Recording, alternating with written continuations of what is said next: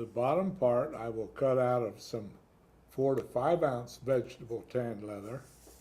And as we did before, we will dampen the leather and we'll wait a few moments for the water to penetrate.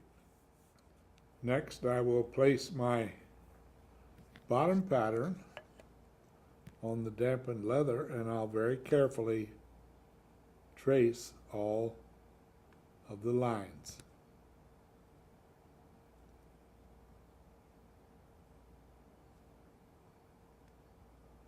I will also trace the lines where we will put an oblong punch. It's also important to trace the line here where the fold will be.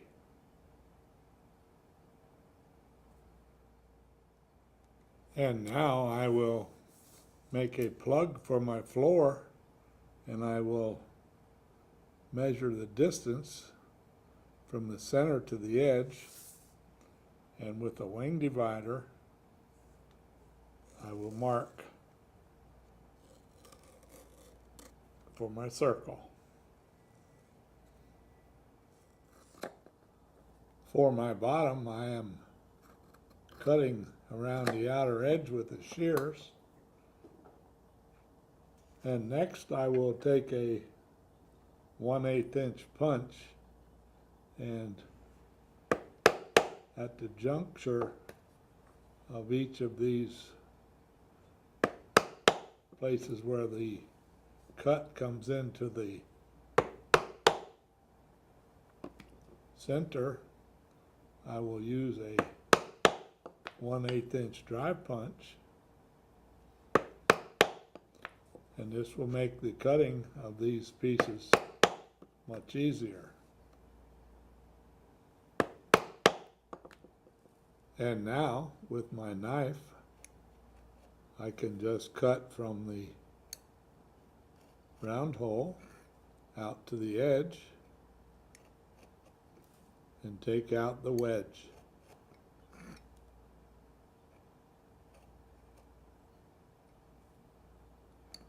We'll do this all the way around.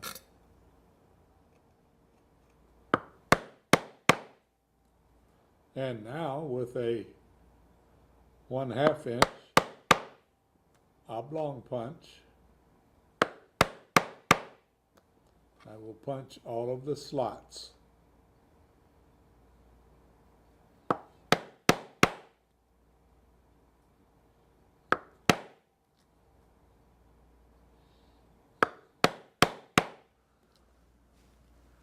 Now that all of our parts are tooled and finished, it's now time to start the assembly process.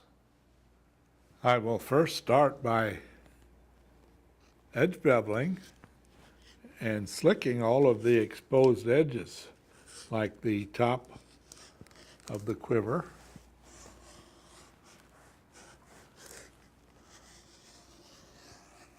We will edge bevel both the front and the back.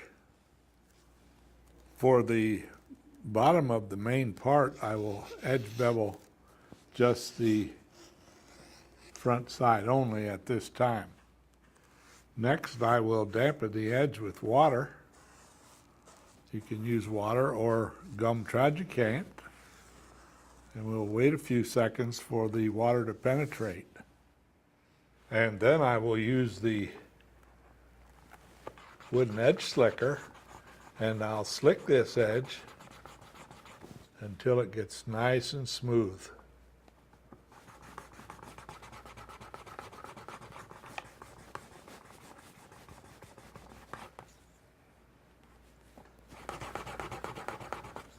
Next, I will apply professional edge dressing to all of the edges that I have beveled and slicked. In other words, all of the edges that will be exposed. I will also edge bevel, slick, and finish the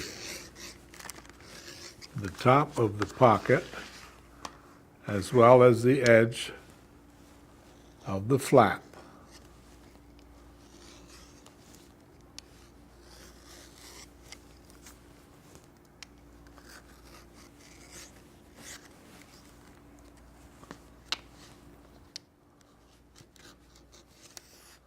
I will also edge bevel and slick the full length of the straps, front and back. After we have finished all of the edges, it's now time to do some skiving. We will skive along both edges here where we will join the parts together, and also along the bottom. Now, we will skive in far enough so that the overlap will go past where the slots are going to be punched. So we'll turn this over now and we will skive starting with the sides. I'll skive in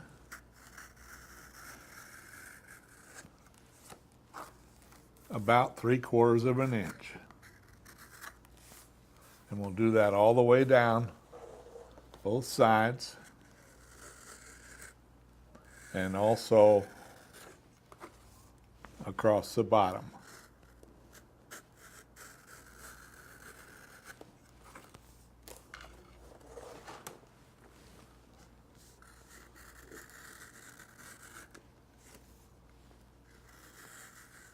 We will also skive about 1/4 of an inch off the back of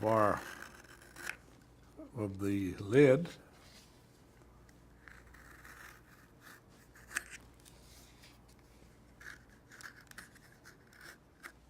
For the strap ends, the end that'll have the buckle on, we will skive in past where the slot will be.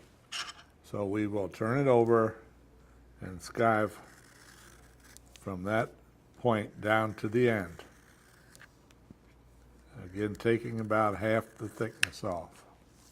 We'll do that to both straps. We will also go to the other end where we will skive the end where it goes over the D-ring. As part of the assembly process, we will need 4 small belt keepers to hold our straps. Now, they can be made by yourself or they can be purchased. To make them, you just cut some 4 to 5 ounce leather, cut it about 1/2 inch wide, and punch 2 holes in each end, as you can see, and then we will stitch these together.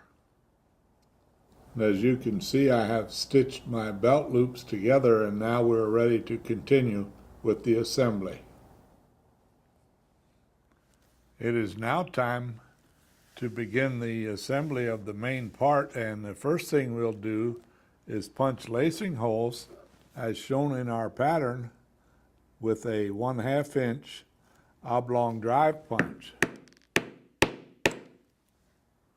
And we'll punch these all the way down both sides and along the bottom.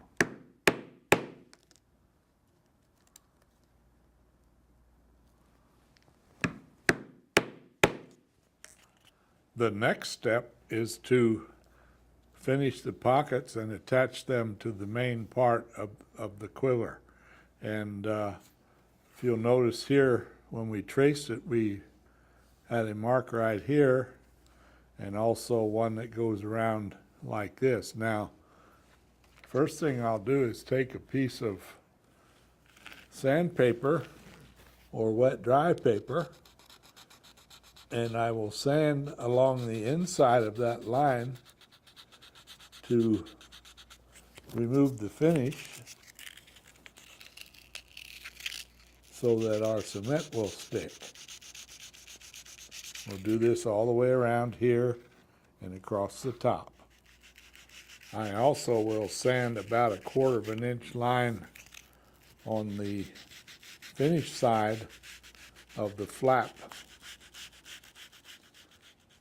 before we attach the pocket to the main part of the quiver. I will need to attach the snap parts to the pocket. I'll start first with the male half of a I'm using the line 24 snap. You could use a clasp if you want, but in this case I'm going to use the snap. Put the other half into the anvil, put the female receiver over the eyelet, and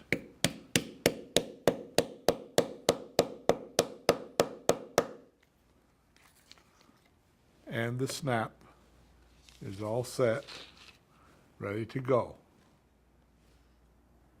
To cement the pocket parts in place, I'm going to use the Craftsman contact cement, and I'll first apply a line of cement where I sanded it along the top.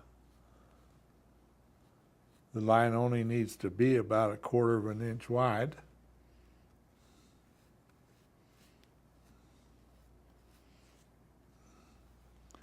And I will also apply a line of cement about 1/4 of an inch wide to the finished side of this flap. Now we'll set these aside to dry for a few minutes. After our cement has dried, we will carefully stick this into place exactly on the line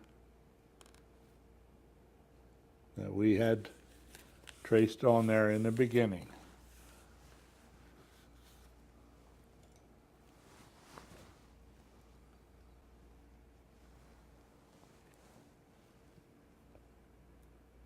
Next, I will take my wing divider and scribe a line about 1/8 inch from the edge of my pocket.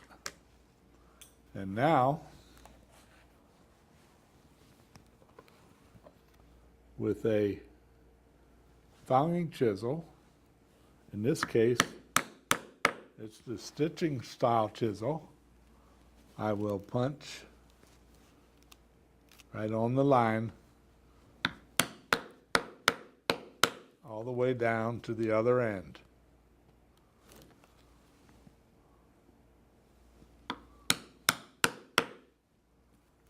And now with the 2-needle saddle stitching method, we will stitch all the way down to the other end.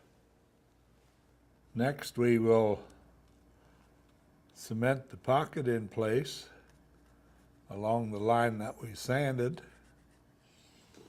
and we'll make a line of cement about 1/4 of an inch wide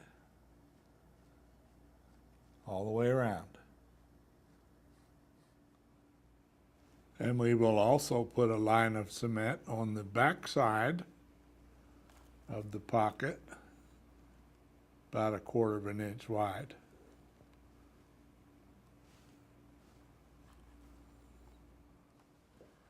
I have allowed my cement to dry until it got tacky, and now I will cement the pocket in place.